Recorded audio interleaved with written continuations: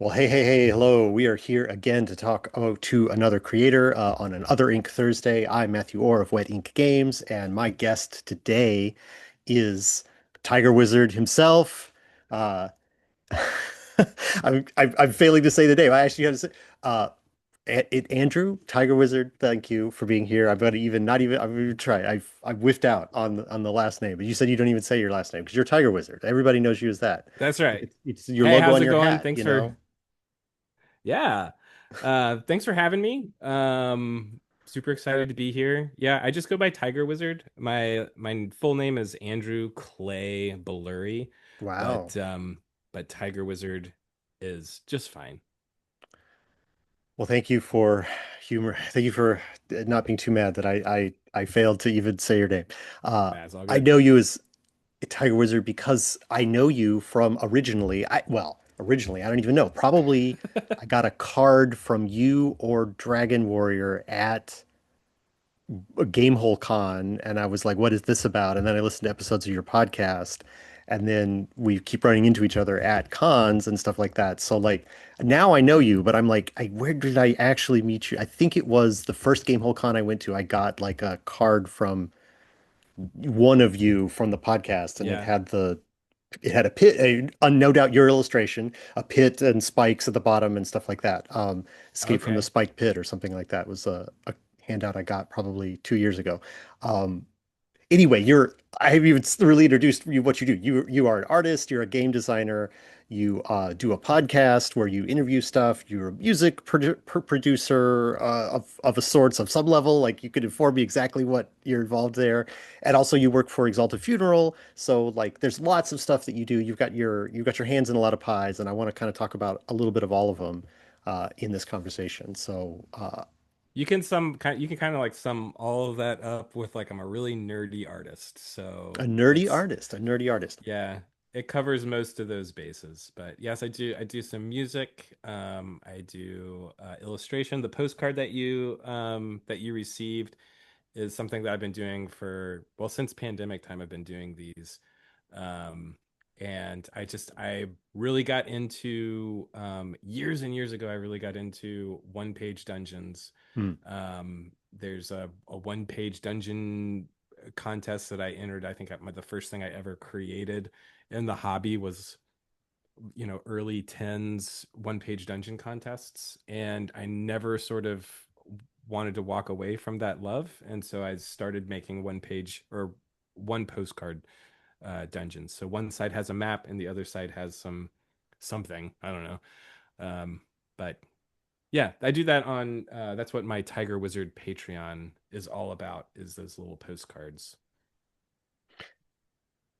And then, so you said the 2010s. I mean, that's about when, I mean, my first credit is, I think 2010 for myself. So like we're getting started at the same time in the industry.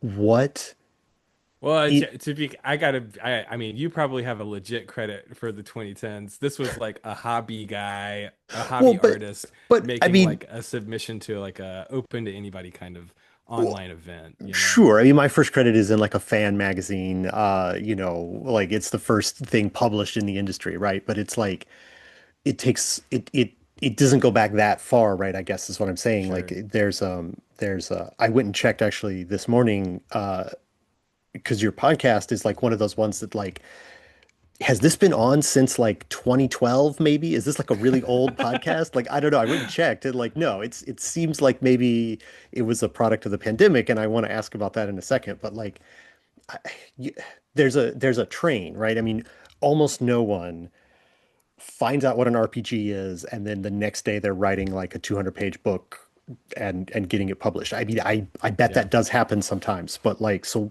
but mostly it's like a slow build up. So like, I played games as a kid. In middle school, I was running my own games. In high school, I was playing a lot of Palladium games. In college is when I Oh. played D&D, and then like, with the people that I've partnered with now, like we wrote an You article went together. Palladium, then Dungeons and Dragons? Yes, I played Palladium Wow. games in middle school and high school, and only in college did I ever play Dungeons and Dragons. So That's pretty hot. it's just the way it happened for me. I've told this story before, but like Brandon Ayton, my business partner and brother-in-law and friend since middle school, uh, he had the TMNT book and it was like the original. It was like, oh, I like that cartoon. Let's go play TMNT. And so like I Hmm. left other friends that I was supposed to be hanging out with to go, Brandon, show me this TMNT book and let's do characters or whatever. Let's make a party of, randomly rolled characters, and which we I'm didn't a actually do that day. We wanted, oh, there you go. I'm a There you big go. TMNT fan myself. Yeah. Yeah. So that was that draw, right? Of like, oh, Brandon has the TMNT book. So let me go hang out with Brandon for like, 'cause I knew him, but like this was like the first time that we hung out was like I went to go play TMNT, which we didn't do. We just were, middle schoolers who were shooting the breeze. But Yeah. anyway, yeah, so Palladium was but anyway, this wasn't supposed to be about me. Like, what is your track that led to, what is your momentum building things that, how did you start and Oh, how did you get to the I point where you're was like, now I've yeah, got to draw one page dungeons? I was getting so enraptured by this starting with Palladium story. I forgot you're trying to ask me a question. Um, so for me, I think I started getting into I mean, I was always into comic books. So I think comic books is probably the correct answer for like what the actual gateway Hmm. was. I was always into, fantasy and Lord of the Rings and all of that stuff as a kid. And I got a job at a comic book store when I was like 11. Wow. Um, and it was for store credit. I wasn't like, like child worker laws exist. Um, but me and my brother would go there every week and we would sort the comics and all that stuff. And they had like a little bit of role playing and fantasy stuff there that I kind of like started to like peek my nose into, but I really got into collecting trading cards. Hmm. So like um at first it was just superhero stuff, collecting superhero cards, and then This is like the early I 90s, as right? That was like the golden age of like oh superhero yeah. collectible cards. Oh yeah, for sure. I mean, even like so early 90s, I would like save up my quarters and walk up to the Eckerd drugstore to like see what comic book cards they have that I could buy. But then when I got this job, I was like, I'm in. I've got the connect. I've got the plug on the on the comic book cards. And I mean that's what I was into. And then I felt like I'd collected all of the good ones, and so I started trying out things that I wasn't as familiar with. And so that's when I started finding like fantasy art cards, and I find started, that's when I like came across Heavy Metal Magazine and started being introduced to like some weirder, more fantastic stuff. And um throughout all of this, I knew that I wanted to be an artist. I thought I was going to be a comic book artist for most of my young life. And then I guess when I was I had an interaction because of that connection with Dungeons and Dragons. It was I think it was still second edition at that time, but I didn't get into it immediately. So and I think it's because the guy that was running it wasn't really I don't really know what he was doing. I went to one like session or whatever, and we didn't do much, and I didn't ever go back. Um, so I think it's probably not fair to say that I also skipped Dungeons and Dragons because my first introduction was technically Dungeons and Dragons, but I didn't really start playing like an actual game where I like showed up week after week until I was a teenager, and that was playing White Wolf games All actually. right. So I really got into that. Like at that point, I was like, I'm gonna be a comic book artist. This is like a great outlet for that. I was really into miniature war games, so I was into Warhammer. There was a game called Mage Knight that came out like late 90s, early 2000s, and I was heavily involved in that game. I loved it. You had these little, it's called Hero Clicks now. They've got a superhero version, but Yeah, the yeah, yeah. original version was like fantasy, and you would like click the bases and fight your guys. It was loved it. Yeah, Uh, HeroClix is they got all kinds of stuff for HeroClix now, but yeah, Mage Knight. I've heard of Mage Knight. Yeah. So I'm getting a little bit teary-eyed just thinking about it. Man, those are like just Well, so much fun. uh, uh it's so like I mean, I've described your style oh, artistically to other people as like this looks like it's one of those velvet blacklight posters. oh, Like, thank you. and you talking about the stuff that how you came into art, the kind of poster that has like it's velvet and white and it comes with like a pack of three markers and you Yeah. like color. Yeah. Yeah, yeah. Like that.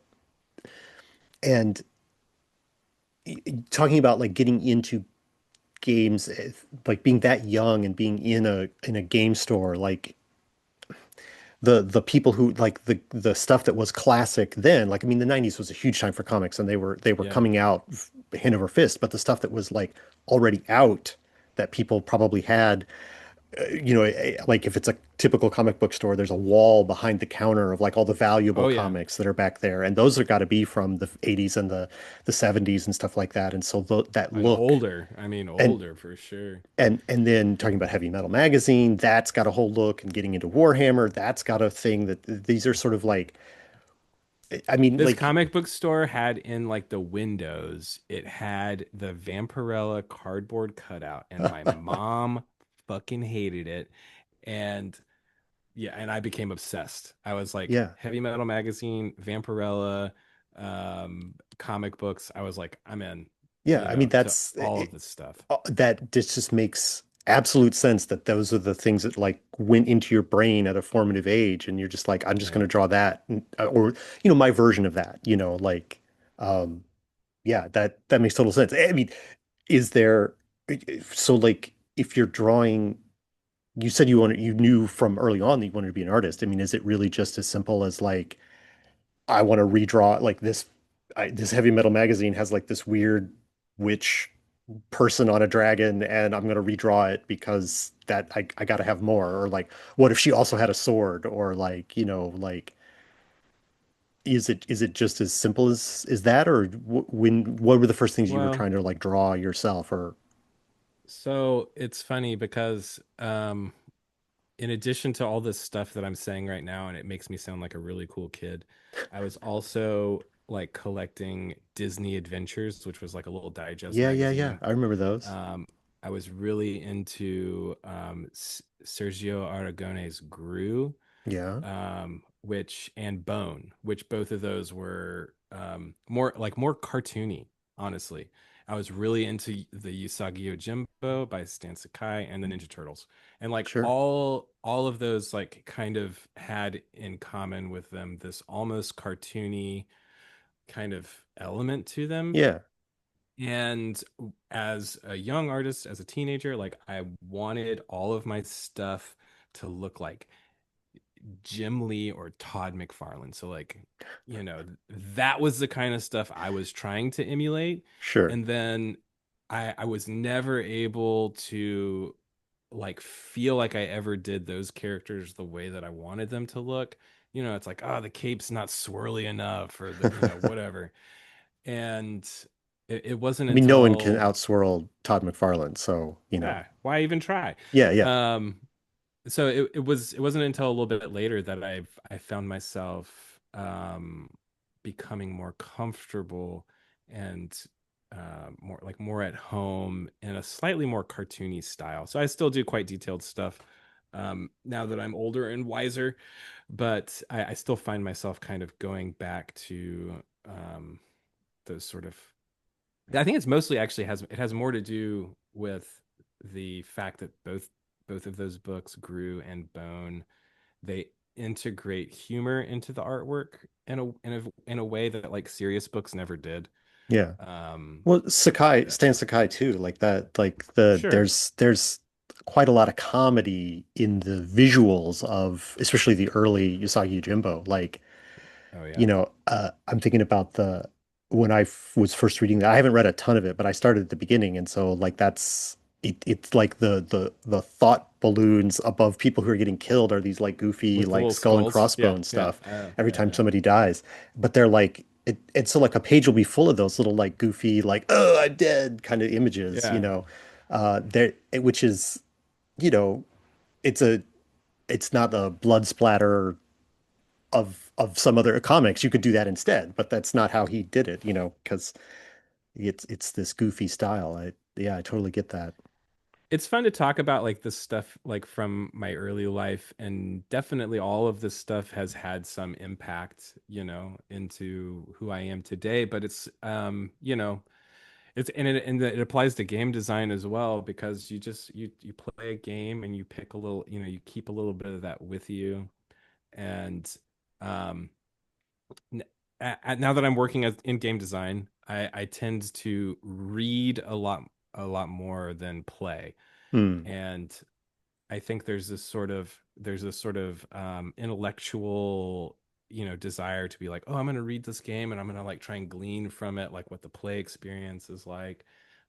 And that's fine, for like intentionality, intentionally trying to like read a game that you like in theory, even though you haven't played it, and then try to like understand what the designer was doing because it sounds smart or it looks good or whatever.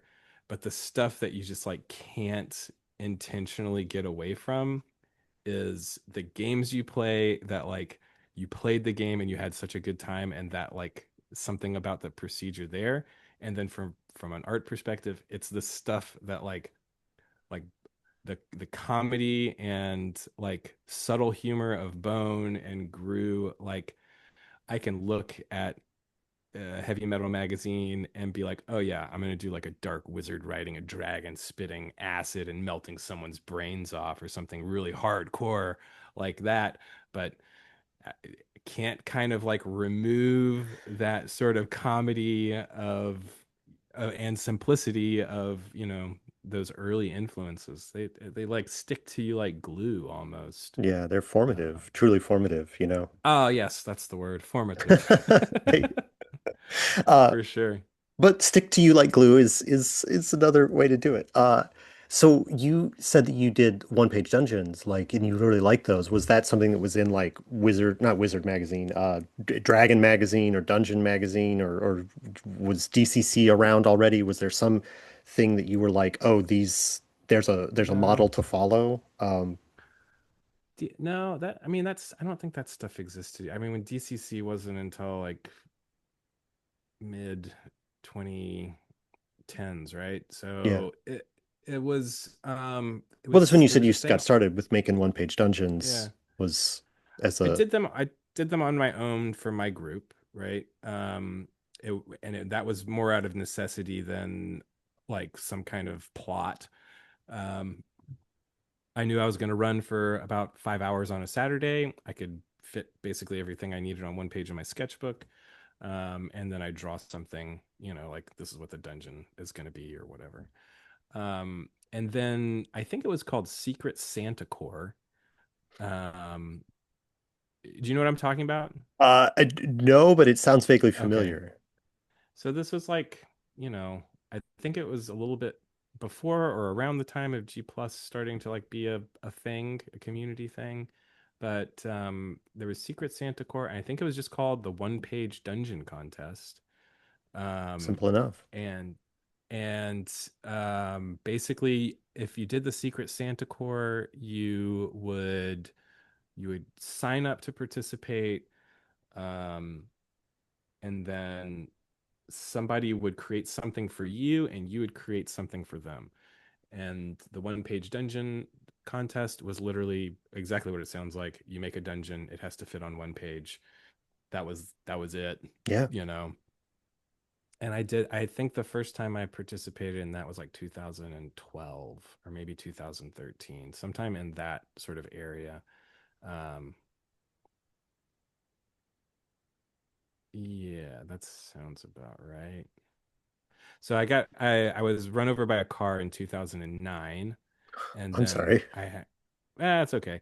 I had to get like, you know, implants and metal hip and stuff like that. And then I had a kind of a long recovery, and then and that was 2009, so like 2010 and 11, and then in 2012, no, I think in 2012 I became a partner in the and the printing company that I was working for. And when I became a partner, I hired some people and had more time to like devote to um, you know, making stuff Yeah. for myself. And so it was around that time. I'm not sure exactly if it was like 2012 or 2013, but it was in that in sort of that time range. So was it printing like, can I ask about the printing shop? Like, Oh was it yeah, sure. like, is it just like like a copy shop, or was it like printing, like screen printing and making posters and So stuff like that? yeah, so before my accident, I worked for a printing company that was silkscreen, t-shirts, posters, and we did a lot of stuff for like Adult Swim and like bands in the Atlanta area. Sorry. And then lost my job after I got run over by a car because couldn't wasn't like mobile enough for the print shop floor.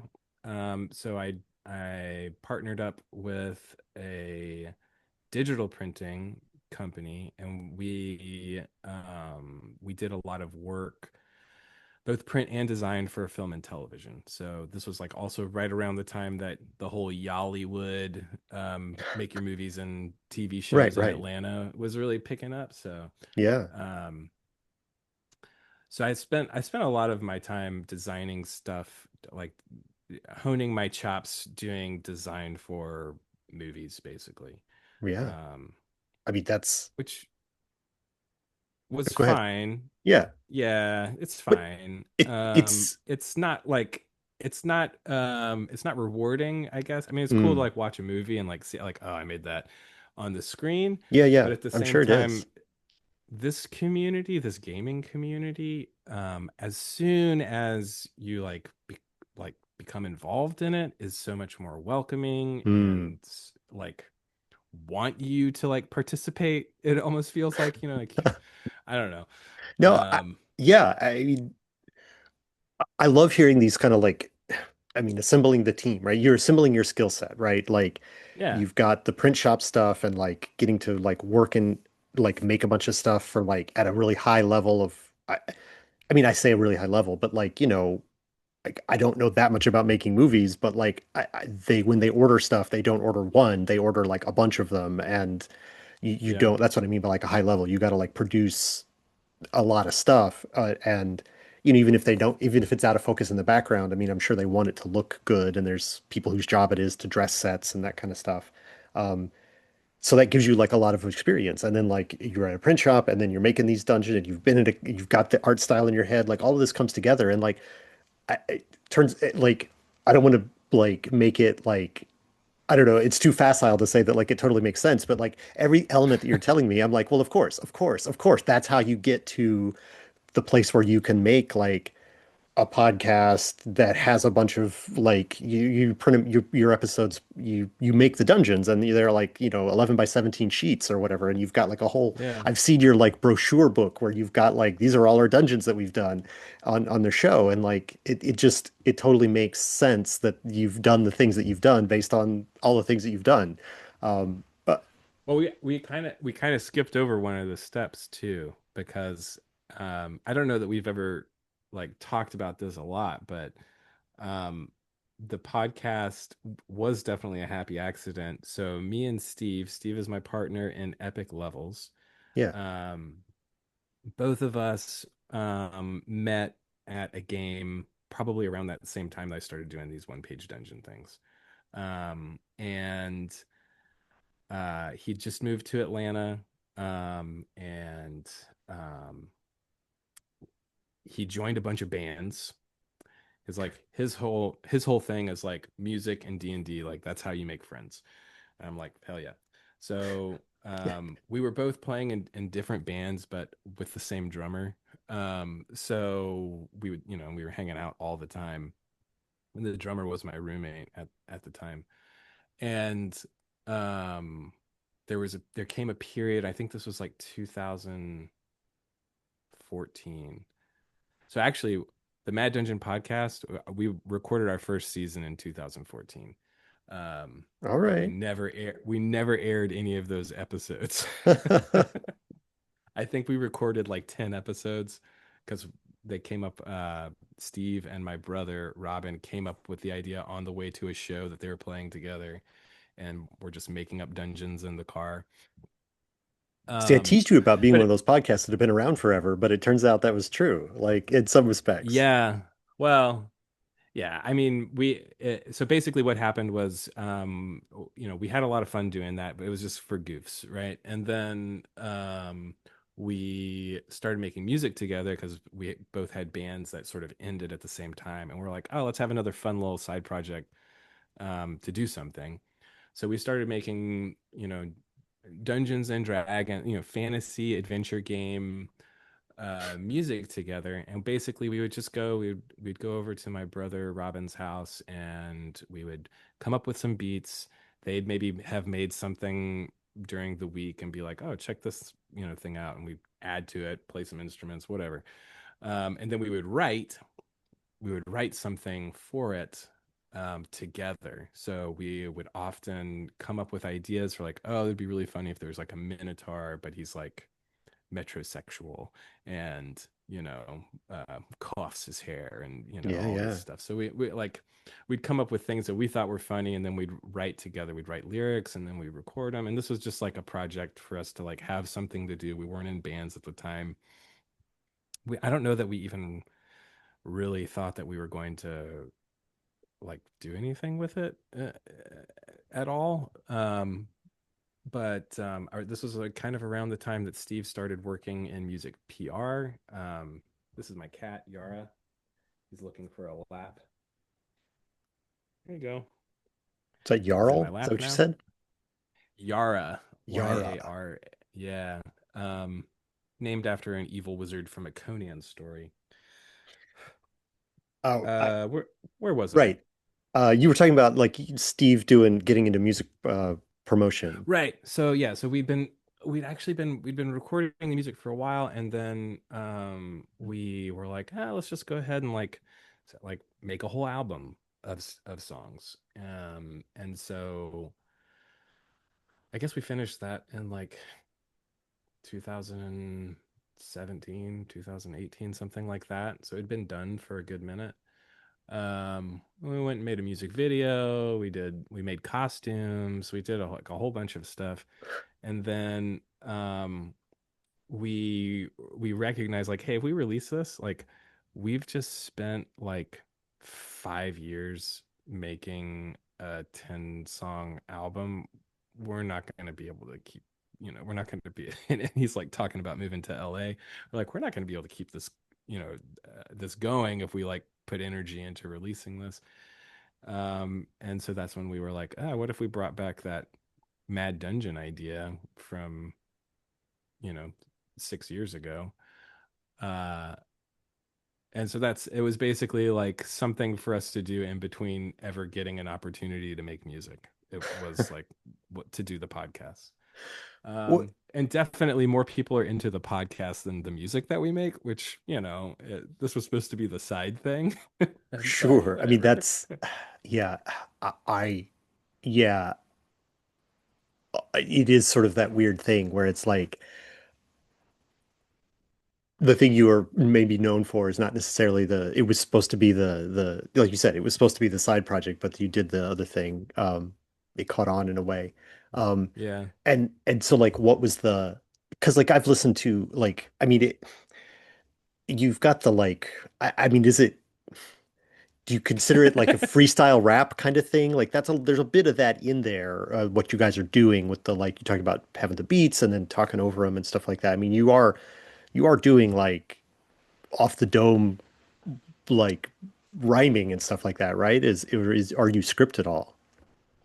Um, I don't do it. I used to do improv. Steve used to do improv. We used to do, we used to do a lot more sort of like we're also both dungeon masters, so like there's a lot of improv involved in Yeah, yeah, that. yeah. So I did musical improv when I did that, and that's a whole nother part of my backstory that we could get into or not.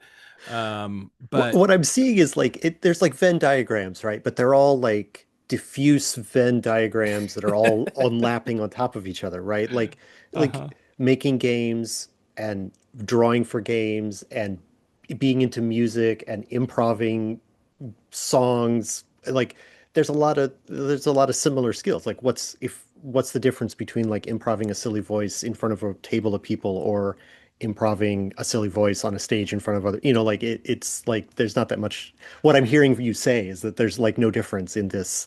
It's all the These are the same. same things. Artsy nerd, right? It's all the Yeah, same. yeah. Yeah. Yeah, yeah. It's just get up and do it. Uh uh all right. Well, there's more that we could talk about, I'm sure, about this stuff and like what you do. And like I definitely want to give you time to shout out the podcast again at the end. But I do have some other questions about like kind of connecting Let's this into go. kind of where you are now with the industry, Sure. because you're also among the other things that you do, like is you work for Exalted Funeral, which has which is a perfect fit for you based on your aesthetics. It's got like this sort of like skulls are cool aesthetic to Exalted Funeral's marketing, or at least it did. It used from the outside. That's what it feels like to me. Is that they've chosen? I mean, even the name Exalted Funeral, right? It has like sort of a Skulls are cool. yeah.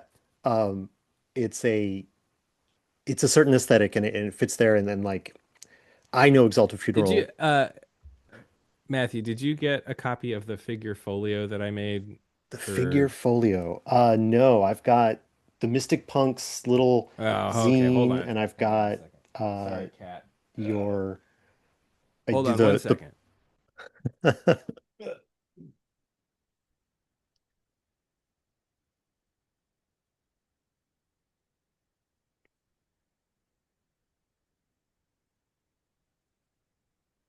Sorry.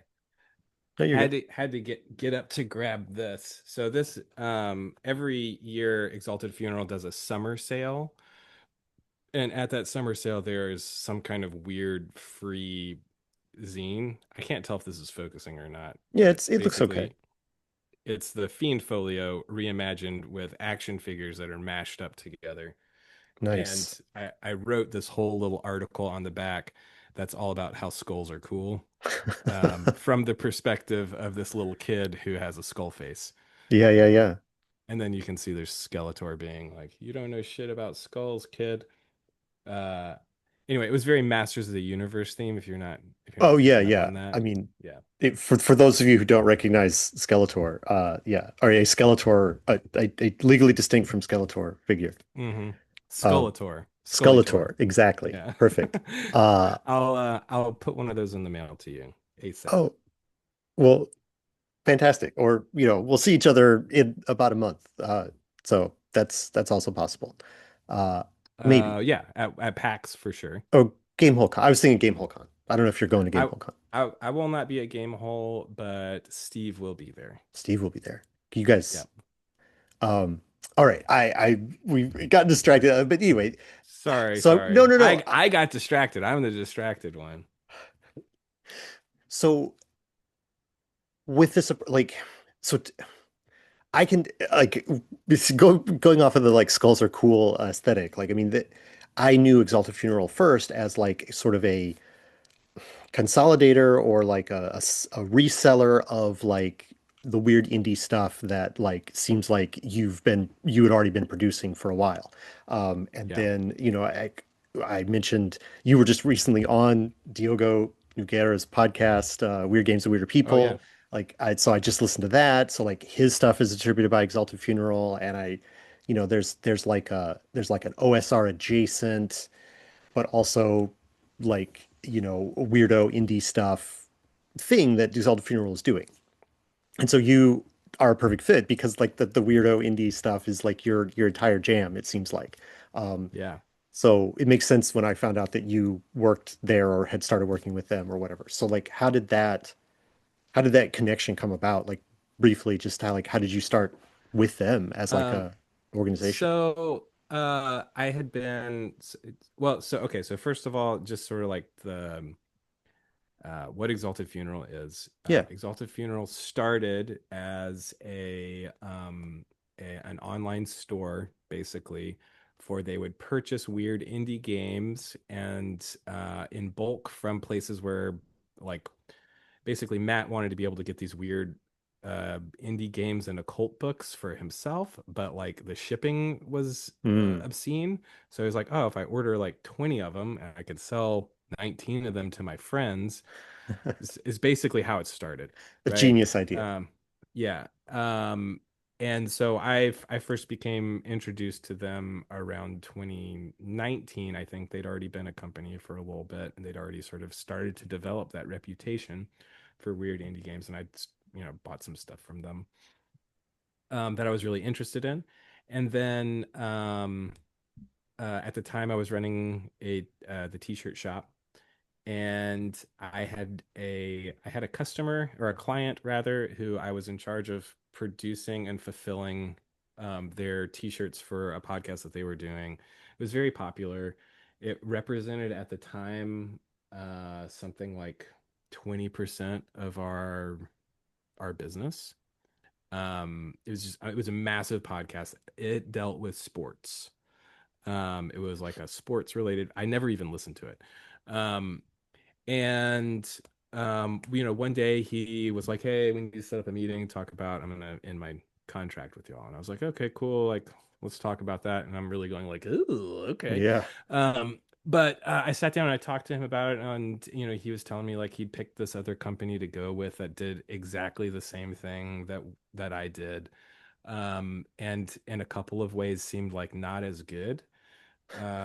And so I was like, hey, I'm just like curious, like why are you switching? He's like, oh, because I mean, it's only the only I love your service. Everything you do is great. Like you're amazing. You have in some ways you're better than this company, but he's a big sports fan. And I was Hmm. like, fuck, yeah, I really am like, I'm not into this movie industry scene. I'm definitely not into the sports scene. So I just started like kind of cold calling companies that I saw as like resonating with me. Yeah, yeah. um, and I cold called Exalted Funeral up, and I was like, "Hey, I bought one of your shirts, and I can do better, cheaper, and also I'm a huge fan."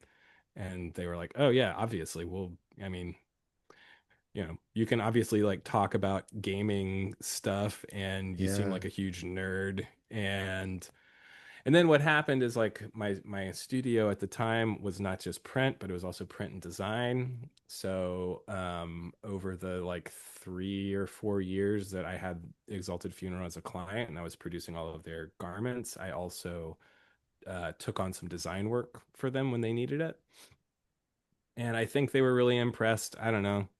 Um, Enough that when I kind of like realized I wanted to be more permanently in the gaming sphere, and I was like, hey, um, I would love to partake in a more serious way in the game development for the games that your company is doing, and then they brought me on full time as game designer, and that's the rest is history, I Yeah. I guess. mean, it's another one of the, I mean, it's classic. It's like another one of these, like, your whole portfolio, your whole resume is just like, sort of every skill set adds, you just keep moving forward Yeah. to closer to where you want to be.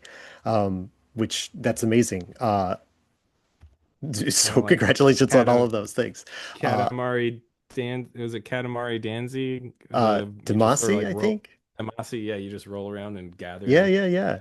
Uh, I skills mean, and nerd knowledge. that's great.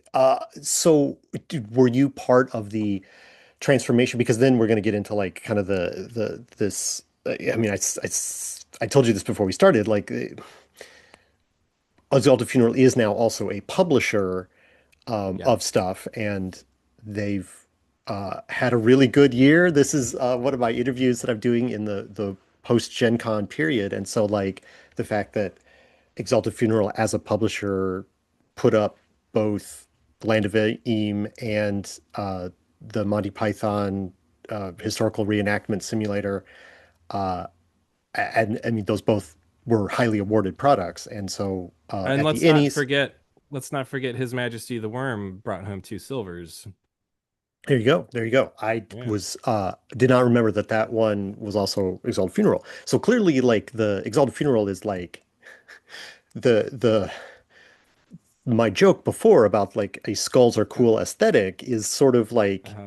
that's less true of like Monty Python and less true of Land of Eam, but clearly that's it was not the but clearly it was the right decision is to pivot into like a broader world and so that's my little piece about it. But like the have you been part of that transition of from like some guy who wants to get a discount on shipping to we're a publisher that is publishing like top industry Sure. products? Like, does the timing work? You've been part of that transition, right?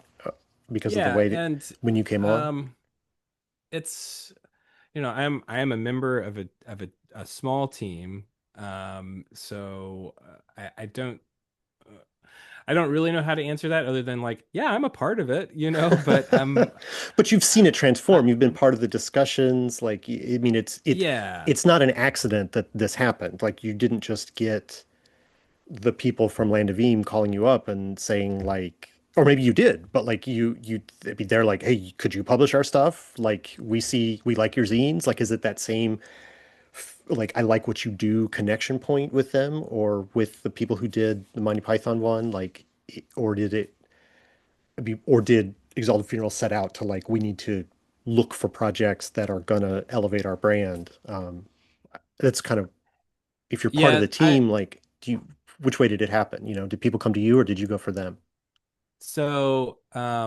there has been an attitude as long as I've been a part of it of which kind of ties back to improv of like yes and right. So I I don't know how accurate I'm going to be in like because the Monty Python Kickstarter happened right before I came on full time, right? So I was contracted to do design work for Monty Python before I was an employee. And same thing with Land of Eam. Um, but uh, it wasn't like it wasn't like we are like giving up on this to like move into this other, but it's more like the Katamari Damacy thing where we're just like, okay, like we're acquiring this huge intellectual property on our path to try and be a larger player in the role playing space. Yeah. And it's not it's like not those things that are attracting. Those things are like like propelling. Hmm. So it's our like indie skulls are cool roots that like attract creators to what we're doing, and those big projects that have this like sort of mass appeal, those are like when they sort of suck into the beast, they help push us forward to be able to like bring in some more skulls are cool projects. Yeah. And just to like to be clear, like Land of Eam, it does have skulls in it. They're like more the stands. They're more like the Stan Sakai skulls that we were talking about earlier, right? Goofy skulls, But goofy skulls. And yeah, but I, it's still cool, right? there's a non-zero amount of like death and mutilation in Monty Python as well, I'm sure. Like Oh it's yeah. again played for comedy, but it's there. Um, and then I don't know if you're aware, but the next sort of big thing on our docket is the Meow Wolf RPG, which um, is it is way more in line with my personal tastes. And fortunately, I'll be much more involved in the game design elements. The Land of Eam team, they pretty much handle all of their game design. I participated a little bit in the editing and like overseeing the editing of the most recent one, but for the most part, they handle their game design on their own. Um, Bringing that in also, like, don't want to don't want to just like step past this onto Meow Wolf, but there's also an element of that game in particular being for all ages. Matt and The Land of Eam one. yeah, the Land of Eam, and then also the Dungeoneer Adventures. Um, and Matt and Kristen, the owners, they have kids, and so they're thinking about, games that they can play with their kids. Sure. Which I just had a daughter.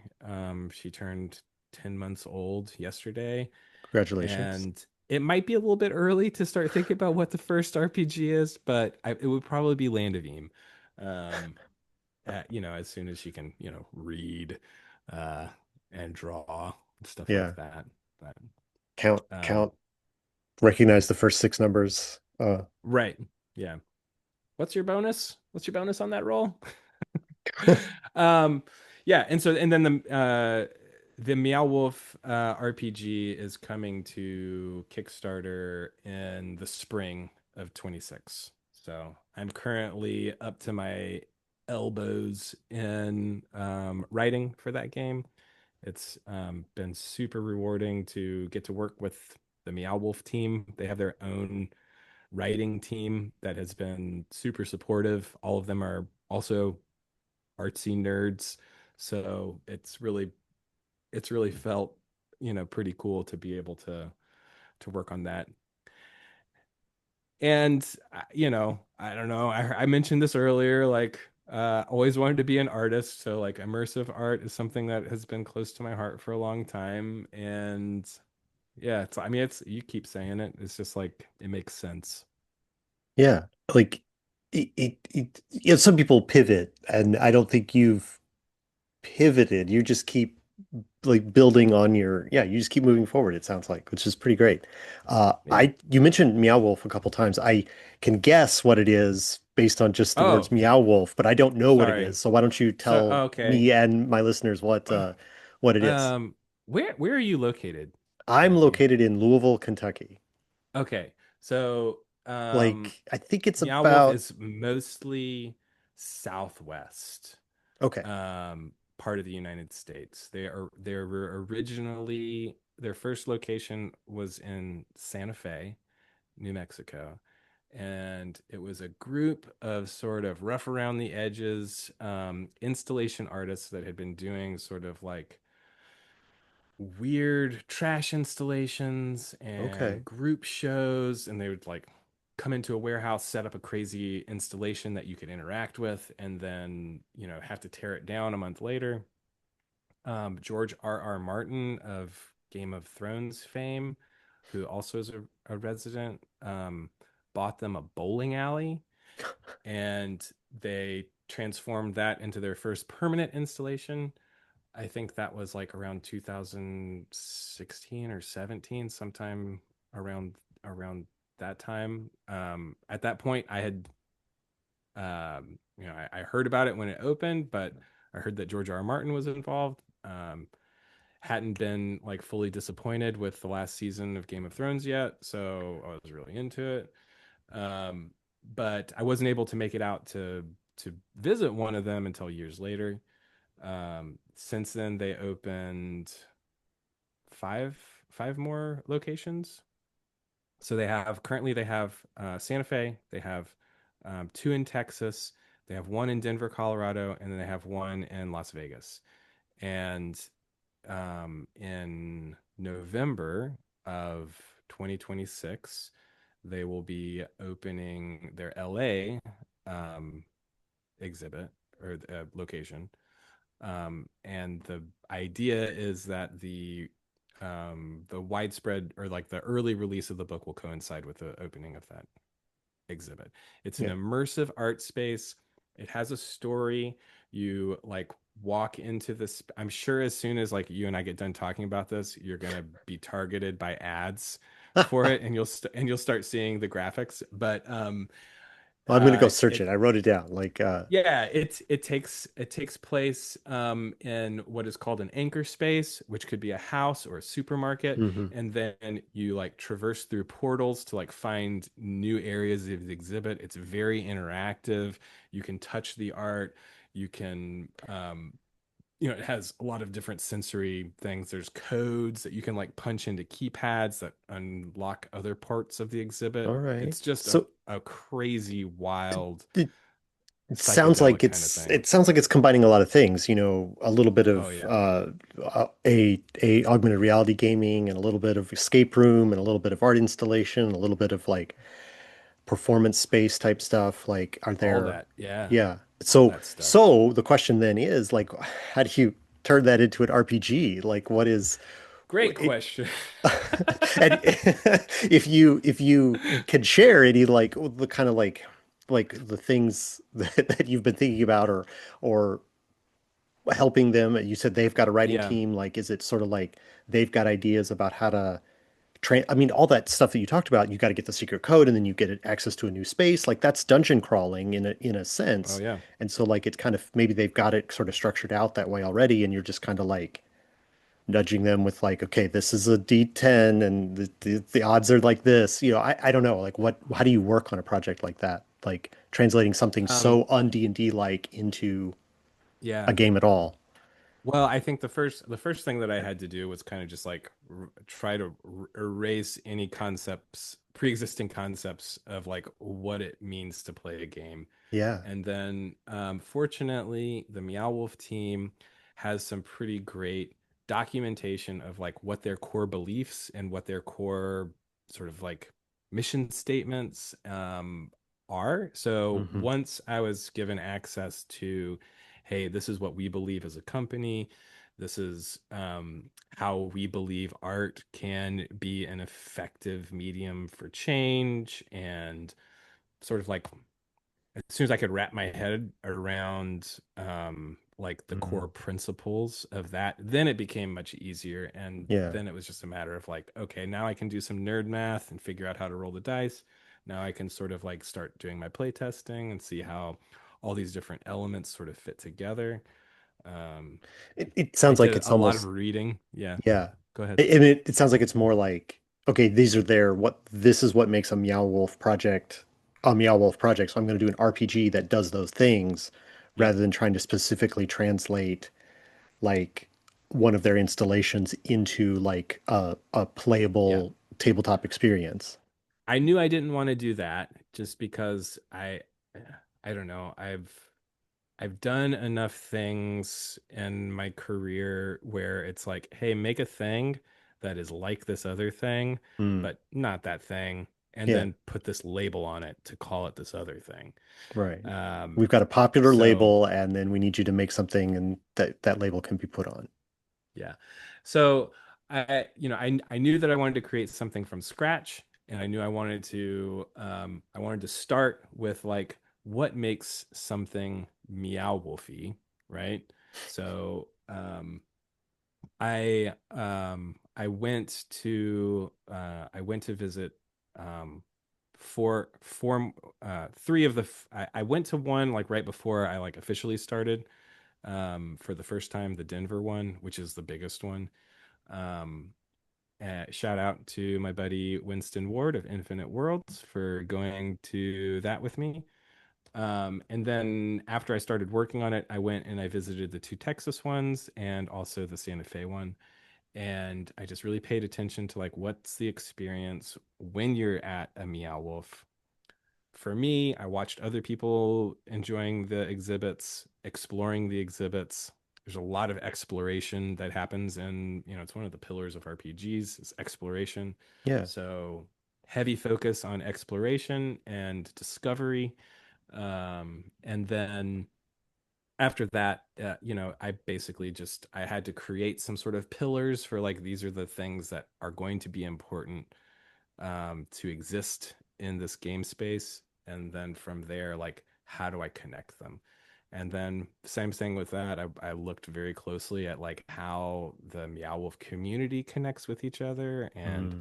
how Meow Wolf sort of encourages communication and connection through their events. So um, that's that doesn't give you anything really specific, but it Well, and also it's still in very process, like, it is still in process, yeah. But it's very the stuff that's happening right now is the very exciting part for me.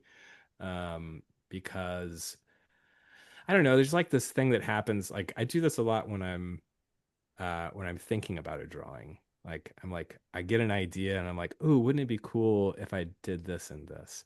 And then I spend some time kind of like thinking about how I would do it. You know, like, oh, is this going to be black and white, pen and ink? I'm going to do it on the iPad. I'm going to do it on a piece of paper or a canvas, maybe. I don't know. Like, how am I going to do it? How am I going to actually execute it? And then, like, how am I going to lay it out? You know? And then there always comes a moment when you sort of like, you think about it long enough and then it just clicks. You almost hear this, like, the safe turning to the right number and click. And you're like, Uh-huh. oh, hell yeah. All right. So that's how I'm going to do it. And I can like hear the numbers of the safe like slowing down to about to hit that click right now. So it's a Oh cool yeah. part where it's like very close, and I've got a weekend of playtesting this weekend coming up that I'm very excited for. So Neat. yeah, Neat, neat. it Well, is. that all uh, I mean, basically everything you do sounds pretty amazing. Like it Aw, from my point of view, I'm like envious to some extent of like all the cool projects that you are involved in, all the plates you're spinning over there, but also it's like, you're congratulations for making a life that is like all the stuff you want to do. It seems like it's it's amazing. It's amazing. Uh, I it's a think lot of fun. It's also a lot of work, I'm right? sure. I'm sure. Like I It's have a never lot of trial and error.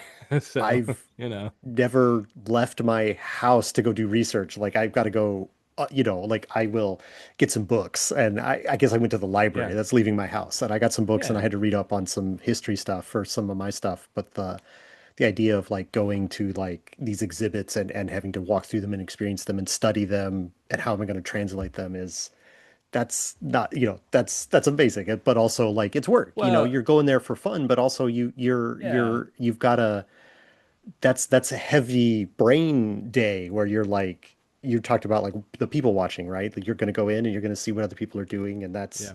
that's work. That is for real work, which Yeah, is the it's definitely curse work, and the but blessing of making it's games. fun. It's fun and it's work, right? And I've heard people say like if you love what you do, like you'll Hmm. never work a day in your life, and that's bullshit. Like you still have to do the work. Yeah, I love making art, but it's not just making art, it's artwork, you know? And I consider game development and game design work. It's art absolutely. and it's work. Um, but I think I'm just a generally uh I don't know. I think I'm just generally happy even to be doing work. Hmm. Um, I, I don't know if that's problematic for myself, but um, I, I think I'm just generally happy like doing work, and especially if it's something that I'm really engaged and interested in, then yeah, I'm going to enjoy it. I'm doing another thing this this November. There's a Backerkit thing that Exalted Funeral is hosting called Mausritter Month. So if you're familiar with Mausritter, it's swords and whiskers. So you play as little mice going on big adventures. And a bunch of indie creators are coming together to create indie content for Mausritter Month. And then Exalted Funeral is partnering with Games Omnivorous and Losing Games to make the kind of like the core thing, which is the I think it might be the like the first, or maybe it's the second, because I think the estate is an official, but it's like the first one in a while official Mouse Ritter content. Um, and I'm partnering with a buddy of mine by the name of Joey Royale, who does Weird Heroes of Public Access, and Hmm. he and I are making something called Tales from the Night Market. So it's like little mice that are doing like kind of carny style stuff. All right. And All so that. I'm trying to find a carnival that I can go to research that. So There you go. That's right, this. like that's it's fun, Yeah, right? yeah, But yeah.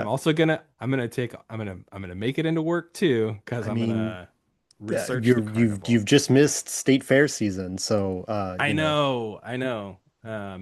But they have those like parking lot oh yeah, carnivals that yeah. pop up, and I think that is what I really want to go explore because those just feel like so much more shady. Like you don't know if these rides are stable or not. It's only a few bucks, for a pile of tickets. I Who knows? I'm Who knows sure what you could can find happen? one. I'm sure you can find one. Oh yeah, I'll find one. Uh, uh, all right, Tiger Wizard. We have been talking for a while. It's about time to wrap up. I want to give you another opportunity to Oh, okay. say anything that you have. What are your links? Where can people find you? You do lots of different stuff. You wear lots of different hats. Okay. So, like, if people want to check out your music or listen to your podcast or follow this upcoming Kickstarter that you're involved in, like, where Mhm, can people mhm. find what you're up to? Okay. So, top dog number one is patreon.com slash tiger wizard for the Patreon. Epic levels rapgods.com is both the music and the podcast. There's also a bunch of my artwork on there as well. Um, Backerkit.com is for Mausritter Month, and ours is specifically Tales from the Night Market. But please, there's going to be like a massive pledge manager, so you'll be able to get a bunch of the different creators' stuff, and have all of your shipping combined, which I think is really cool. That is cool. If you've ever done like Mothership Month and you had to pay a bunch of different ship, like they're going to make it so that you can just back a bunch of projects and get them all shipped together, which is I think is so smart. Yeah, that's really cool. Um, exaltedfuneral.com slash tavers. It might be Taver's role playing game. It's like really big if you just go to exaltedfuneral.com, and there is a if you click on it, I'll get the link. You can put the link in the show I notes, will. I will Matthew, put the link. I'm writing all these down. I'm but putting all these links there's in. I'll put an email together. I'll give you the links. It's there is a newsletter that you can sign up to, Mm, like the Kickstarter like sign up page. It won't be live for a little while, but there is a behind the scenes which will have some of my design diary stuff. It'll also have some of David, who is our art director's um, art sneak peeks. And you just sign up to like get that email. They're real short. I think they come every 2 weeks or 3 weeks, something like that. So it's not like you're getting an email every day, but it's just cool to like have a way to share like a little bit of the behind the scenes stuff. The epic levels, the music is anywhere you listen to music, it's epic levels. Um, we had a 5 song EP come out last year. And who knows when we'll make something else. Um, I don't know, eventually. And then if you haven't heard of Meow Wolf, it's just meowwolf.com. If you happen to live in one of those states or cities that I mentioned, it's definitely worth the cost of admission to go check it out. Um, what other URLs?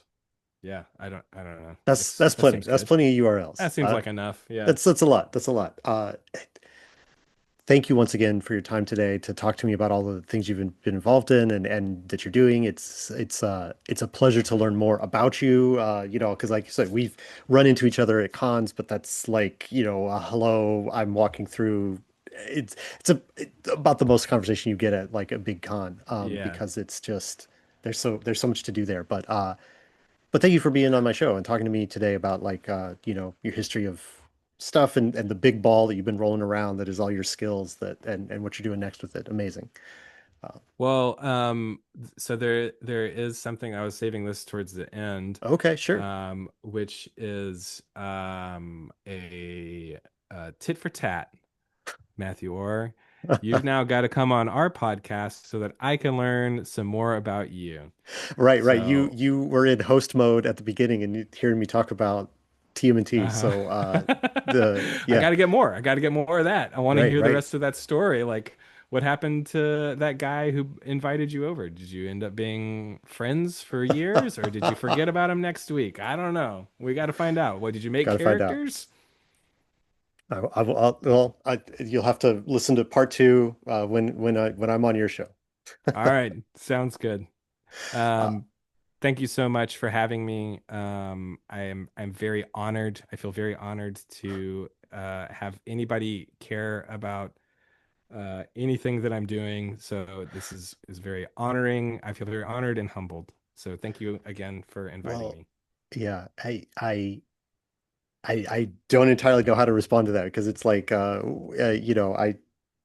I just am to the extent that I have a platform, I'm like, hey, look at this cool stuff that this person is doing. So like it just is seems I like guess a I'm honored that you think what I'm doing is cool. yeah. Well, So I mean, you went through a long list of stuff that you're doing. Like you're very yeah, involved and in like the scene. And so yeah, you're doing cool stuff. So uh thank you. we can just I think this I don't think we said this I think we said this before we started recording, but like you were talking about the like in this industry, it's a small little deal. Like TTRPGs are super niche. I mean, you've worked in movies, so you know like the percentage of all entertainment, and then take out what is games, and then take out what is not video games, and then take out what is TTRPGs, and take out what is indie RPGs. And like we're so small of an industry. We all have to be lifting each other up with our efforts. So like that's what I'm trying to do here because it's we'll never have Yollywood money. That's So right. Well, like I said, and I'll say it again, I truly appreciate you taking time out of your day and space on your platform to lift me up and kind of make me feel like a cool guy for a day. So I appreciate it. yeah, you're welcome. And I think we're all cool. We're all cool here, right? Uh, all right. Hey, everybody, thanks for listening for the show. And I want you to, in the comments, put down, gosh, I don't know, say whether or not you've been to an ARG, an escape room, you've gone to the Meow Wolf event, you went to some other art show that you thought was pretty cool. Whatever you want to say, share in the comments what are some of the best, like, you went out and did a thing sort of things that you've done. And we'll see you all on the next one.